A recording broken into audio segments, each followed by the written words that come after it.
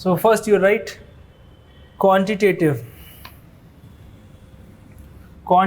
tools of monetary policy.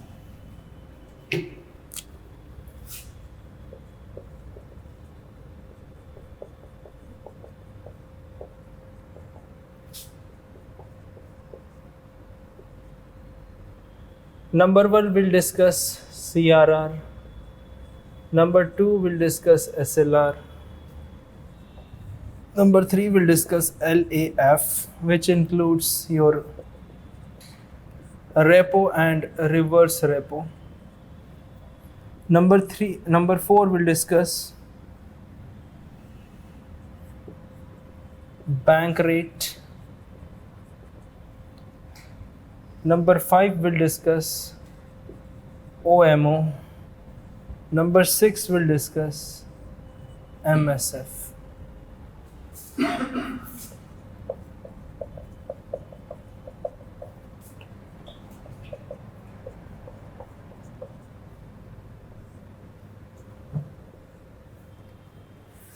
In qualitative tools,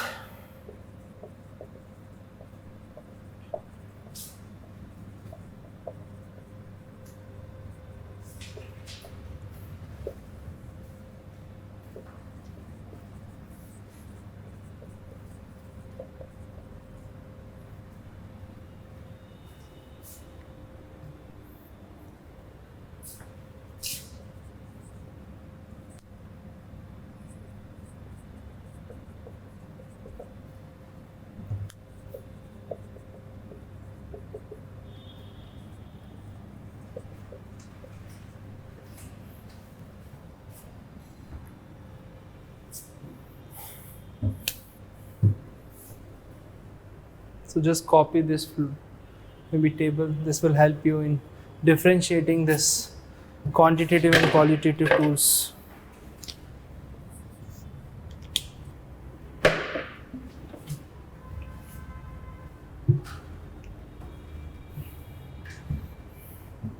So first one is CRR, cash reserve ratio.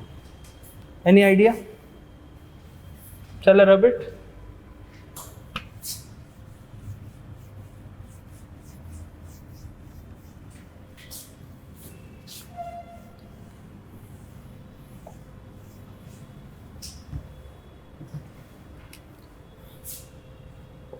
CRR, cash reserve ratio.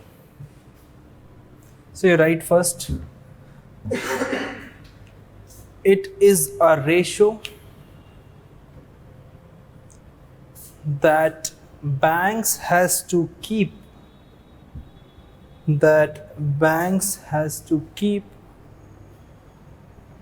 with RBI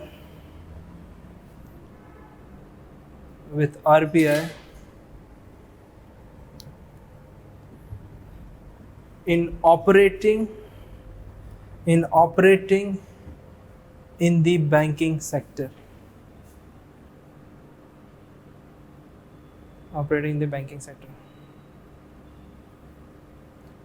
In other words, it is the minimum required amount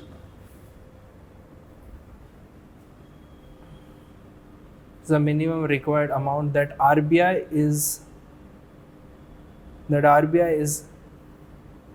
keeping as a security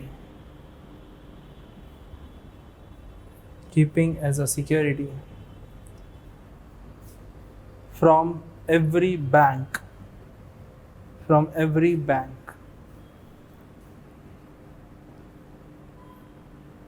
Full stop. After the amendment in Banking Regulation Act 2007,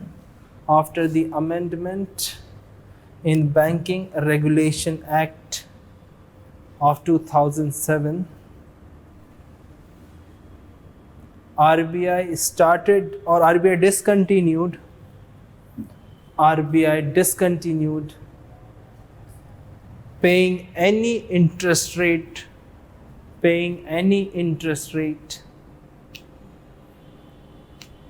on this reserve requirement. On this reserve requirement. So if the question comes that SBI is getting interest rate return on the basis of CRR deposit in RBI. So this statement is a wrong statement. Banks are not getting any interest rate on this amount of CRR. So current rate of CRR is 4%. So in the next line you write, the current rate of CRR is 4%.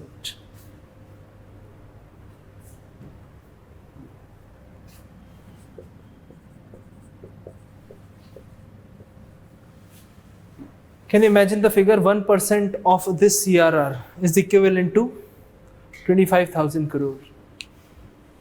1% of this CRR. It means about a lakh crore.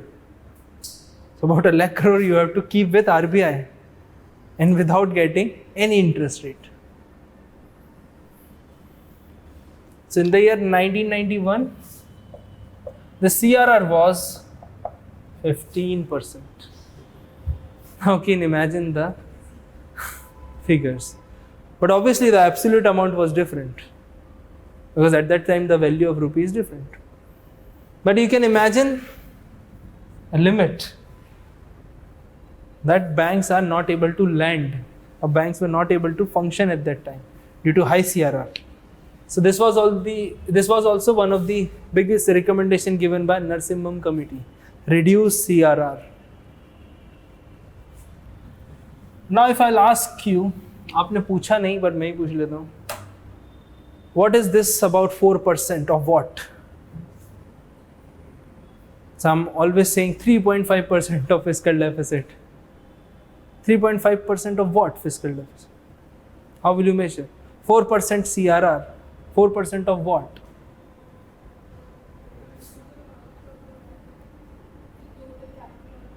Total capital.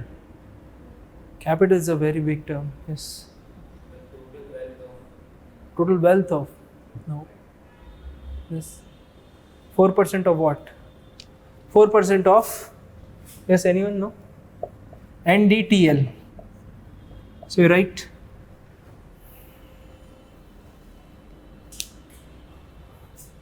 This 4% of NDTL is known as net demand and time liability. Net demand and time liability. Net demand and time liability. So you understand demand and time. Demand means saving deposit and current account deposit. Here time means fixed deposit and recurring deposit. What's the meaning of liability here? Liability of whom? Bank or individual? किसकी liability है? Bank. Why? Because they are using your money. So it is a liability from the bank side. It means bank is liable to pay that amount you. Back in some time, it depends on the time and demand. And the word net. What's the meaning of net here? It means, suppose for example you are receiving deposit of rupees 1 lakh. Then after 1 hour, one individual comes and withdraws 50,000. Then again another one come and deposited 25k. So we will arrive at a final figure, net amount, whatever you are receiving and whatever you are giving. So that net amount is important of your total demand and time liability. Getting my point? Shall I repeat again?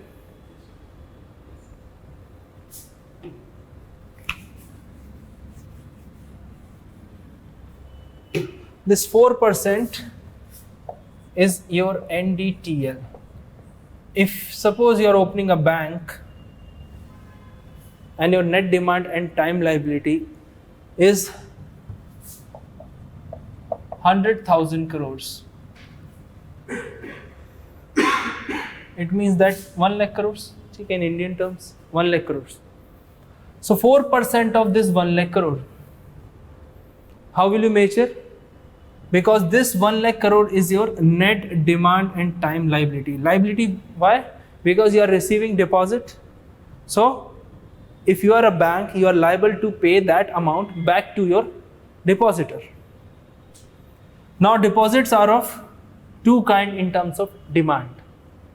You are having saving account and current account. ये तो आपने सुना होगा, simple है. Talking about time, you have fixed deposit, FD, that you make in bank, and RD. RD is your recurring deposit. Monthly you are depositing some amount of money and you will get that amount with plus interest rate after 5 years, 10 years, 7 years, depending on the tenure. Why there is liability? Because banks are using depositors' money. So banks are liable to pay that depositors' money back to their account. And the important term comes here is net. Here net means whatever the amount banks is receiving in terms of deposit and whatever the depositors withdrawing their money. So you will arrive at some final figure at the end of the day. So every day you have to calculate your NDTL.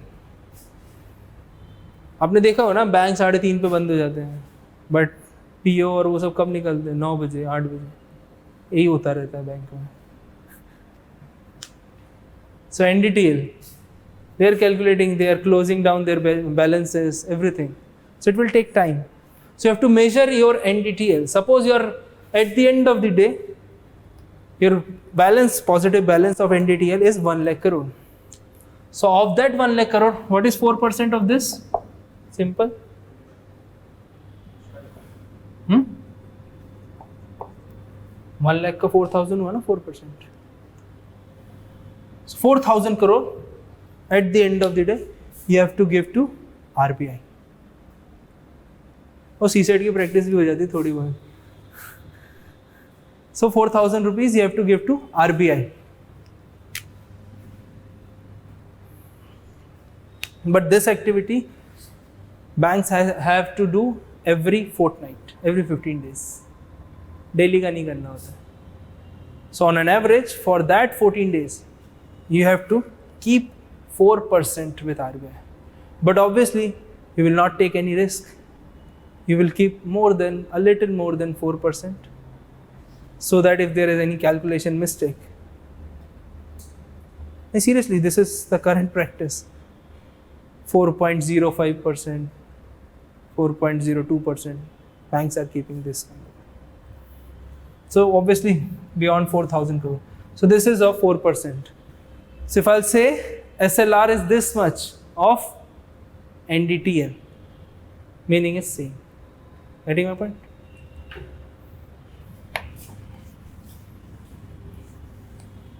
And this amount is average 1% CRR, 25,000 crore. आपको बताना चाहता था the amount कितना बड़ा है. ठीक है, so CRR is done.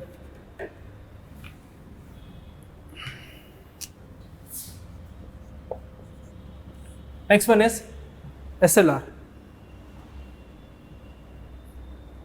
Statutory liquidity ratio.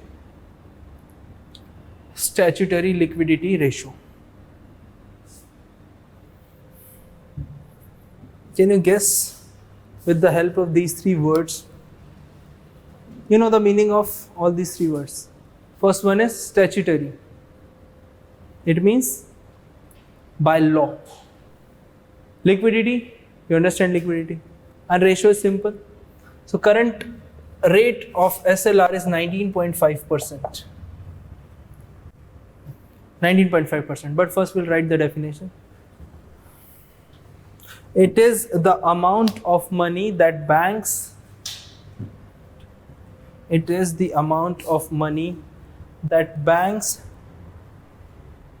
has to keep with themselves. Banks have to keep with themselves in a cash and non-cash forms. In a cash and non-cash, after non-cash you write most of the time government securities. Most of the time government securities. Most of the time government securities. Cash and non-cash form, full stop. The current rate of SLR is 19.5%. The current rate of SLR is 19.5%. 19.5%. Obviously of NDTL. So write 19.5% of NDTL. What's the question here? That this 19.5% banks has to keep with themselves. It means there's no point of earning interest rate. But if you are keeping your SLR in terms of government securities, it means you are getting some return. This is also known as captive market of government security. We'll discuss this, captive market. Mains का topic है, अच्छा term आ सकता है. What do you mean by captive market? We'll discuss this. But first, if banks are buying government securities, it means they are earning some kind of return. So these 19.5%, we cannot say that it will go to a waste. But that 4% of CRR. Can you imagine the other countries' figures? Like in Canada, the CRR is around 0.5%. Somewhere 1% in US. Obviously that too after global financial crisis of 2008. Because in global financial crisis of 2008, Federal Reserve reduced the CRR to 0.4%. So that is why we every time says that India's macroeconomic fundamentals are very strong. Why? Because we work on sound banking principles. Although our banks are struggling with the problem of non-performing assets. It means their assets. Assets क्या होते हैं bank के? Loans. It means their loans are not performing. Not performing means their loans are not coming back with the proper interest rate as well as principal amount. But otherwise, irrespective of these things, the citizen of India still trust in the banking system. Why? Because we know that in case of default or any other thing, we have this 19.5% as well as that 4%. See? So you write one more line. The upper limit of SLR,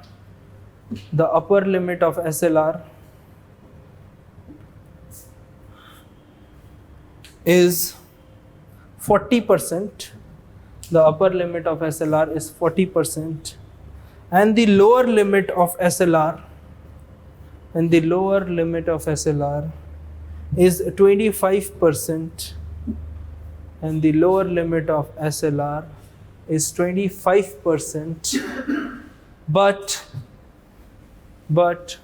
by an amendment in Banking Regulation Act in 2007, now we do not have any lower limit. If you have a space, can you write one line under CRR? The upper limit of CRR is 15% and lower is 3%.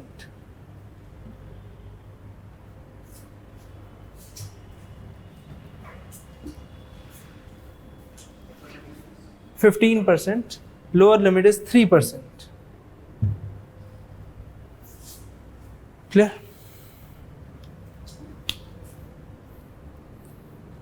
Now suppose, for example, understand a scenario that government is issuing treasury bills. See, when there is no demand in the market, RBI started selling T-bills. We'll discuss in open market operation in detail. But suppose, for example, RBI is selling treasury bills, but there is less demand in the market. Getting my point? Government or RBI is struggling to sell those T-bills. Then in the next bi-monthly policy, RBI raises the rate of SLR from 19.5% to 21%. What will happen? Banks has to raise this limit. Obviously, most of the SLR comes from non-cash form. That is government securities. We have little amount of gold also, but mainly government securities. Then RBI creates the market to sell those treasury bills. This is known as captive market. This is the example from economy. I'll give you example from daily life. Like for example, in PVR movie theaters, you're not supposed to allow that taking any food items in that particular premises. If you are hungry, you have to buy from there only. You cannot take your food, samosa या कुछ भी जो भी है. If they are selling that samosa at 35 rupees per piece, then you have to buy it. There is no option. It means this is a captive market for that snacks. They are selling cold drink at rupees of 80, which is easily available outside the PVR at rupees 20, 25, 30. So actually this is example of captive market. In a captivity, getting my point? Then you are compelled to buy it. So I've given two examples. One is movie theater and second one is from economy is simple. This treasury bill market, RBI raises, because RBI is the underwriter. If RBI is unable to sell those T-bills, then RBI को खरीदना पड़ेगा. So it is better to raise the SLR and sell in the market.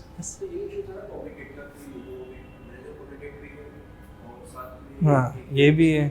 हाँ seriously balance नहीं. हाँ but if you have separate authority, problem still persists. Then there may be a conflict. Who knows? Conflict between two authorities. Getting my point? Clear about SLR? So statutory liquidity ratio. Now we have studied two types of required reserves, CRR and SLR. Two types of required reserves. If you total this, you will get a figure of 23.5%. This is the current situation, 2018. If we compare with 1991,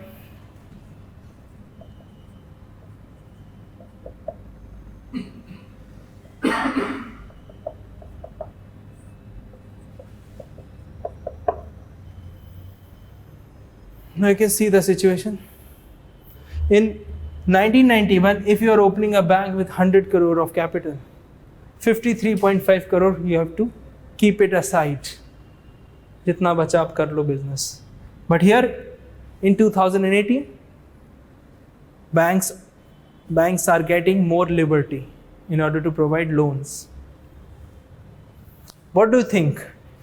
We should use this 3% or lower limit?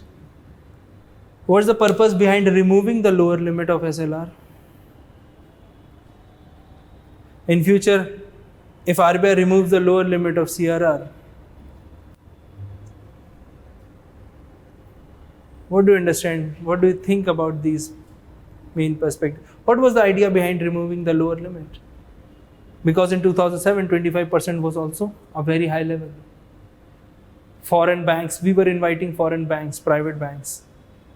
And those banks were of the opinion that your required reserve ratio is way too high to do business.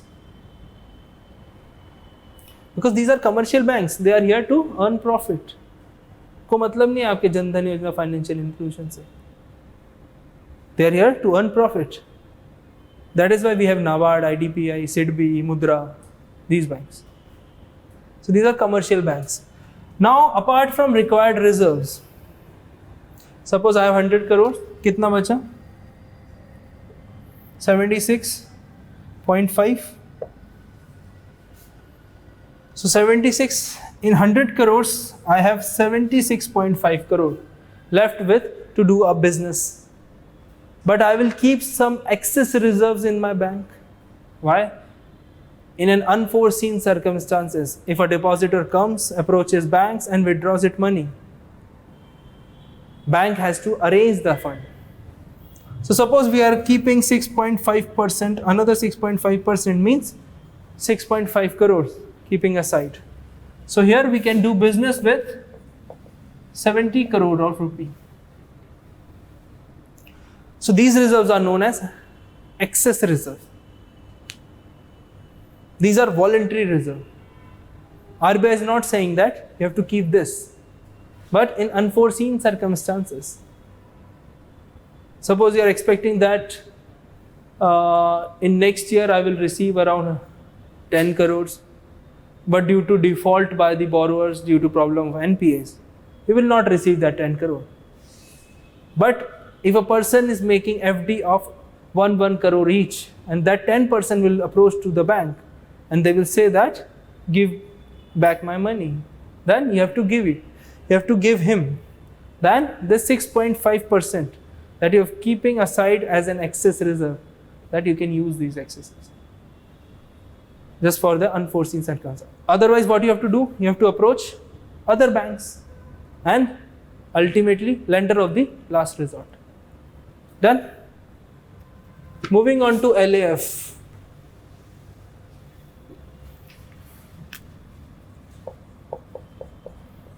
Please go home and read that chapter of monetary policy and banking, where I have given this term LAF, extensively covered in your printed notes. आज ही पढ़ लें, याद रहेगा सब. Hardly, I think 6 to 7 pages. इतना ही होगा. LAF is your liquidity adjustment facility, started in the year 1999, or in most of the books you will find in 2000.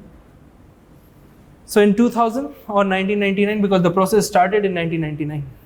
Like GST started 2016, implemented in 2017.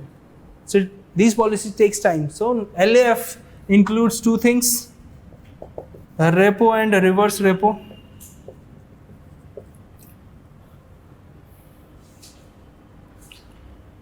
So before the implementation of this liquidity adjustment facility, we were using CRR as a main policy tool.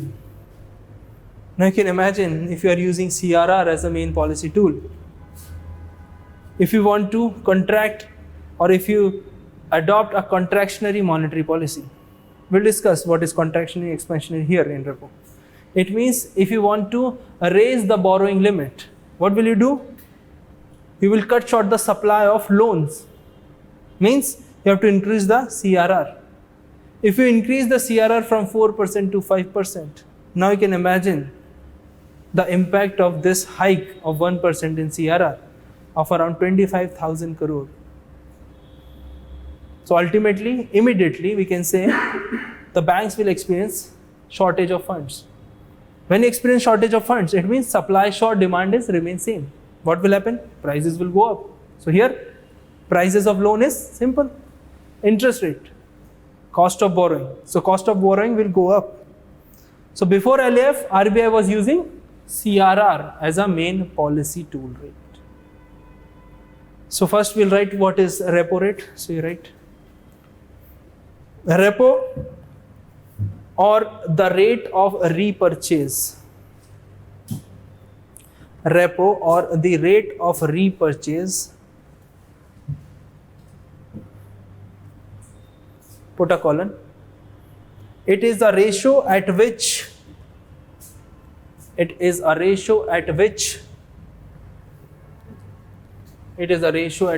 commercial banks borrows short-term money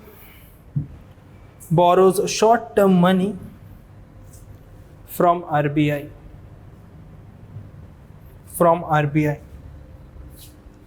Full stop. Current repo rate is what? 6.5%. Here you cannot write 6.5% of NDTL because this is a borrowing rate, not a reserve rate. Getting my point? If bank borrows 100 crore from RBI, then in return bank has to give 106.5 crore rupees. In other words, rate of repurchase means, if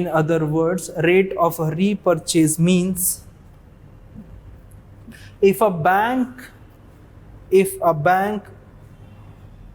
borrows money from RBI,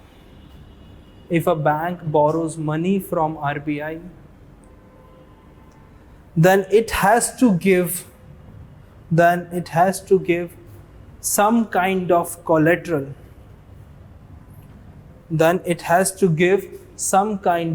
collateral.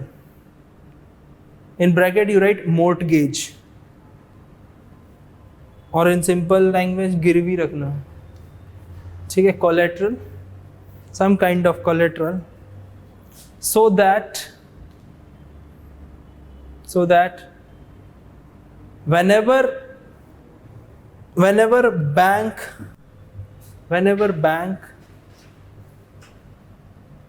deposited the money borrowed from RBI,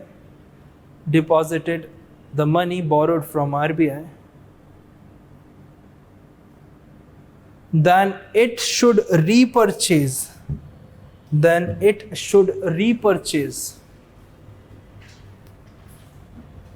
its collateral. So in bracket you write generally government securities.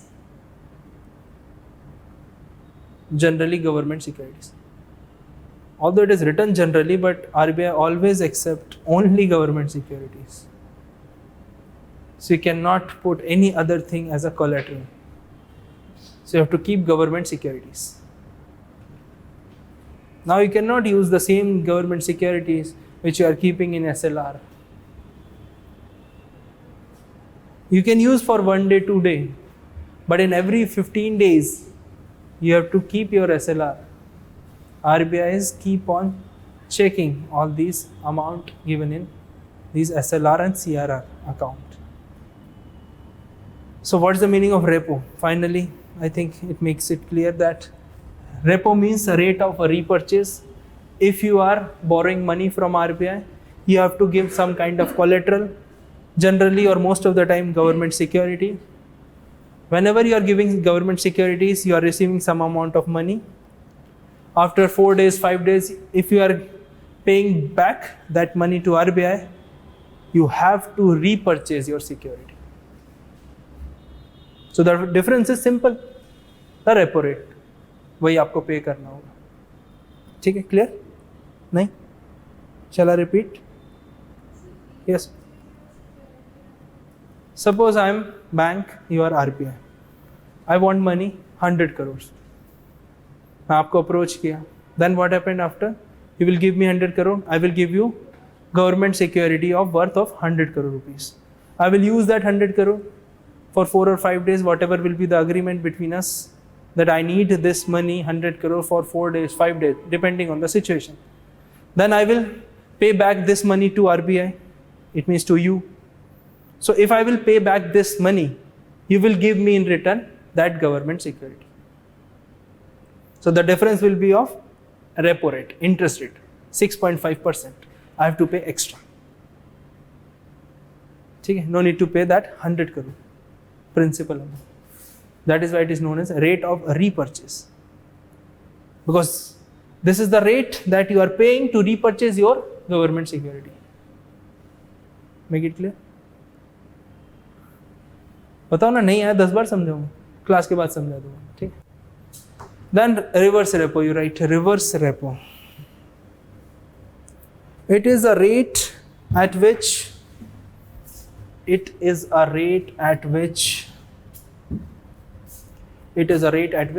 commercial banks park their surplus funds commercial banks park their surplus funds in RBI. In RBI. The current rate of reverse repo is, yes please. Yes please, what's the current rate? 6.25%. So we're at 6.25%. You should remember these rates, very, very important. Although UPSC is not asking in preliminary examination, but in mains, you can use all these rates. These keep on fluctuating, so What? These keep on changing like bi-monthly, so do we need to remember all these things? Yes, obviously. Actually, RBI is not changing it very frequently. It's just last two bi-monthly policy. Before that, we have a constant of 6% repo, 5.75% of reverse repo for the long time, very long time, more than a year. So in this case, banks become lender. We can say banks become lender. You will find the definition that reverse repo is the rate at which RBI borrows money from bank. Now you can read this definition. Is it feasible? If reverse repo rate is increasing, it can encourage banks To park their surplus fund into RBI. This is a perfect definition given by RBI. In many books, you will find the same definition. What's the definition? That the rate at which RBI borrows money from commercial bank. अभी तक की आपने story सुनी, उसमें लगा RBI को पैसे की जरूरत है. Then the correct definition is given by RBI. When you have surplus amount of funds and you are unable to lend that money, you just go to RBI and park your surplus fund and earn 6.25% interest rate. Suppose, for example, reverse repo rate is 6.25% and one of the government security is giving 6.25% interest rate. Same interest rate on reverse repo as well as on any government security. Where you will invest? This is first your reverse repo. Second one is government security. Where will you invest? Same interest rate. Why? Time. Time is same. Suppose we are assuming time is same. Time is same 6 months. 6 months. Where will you invest?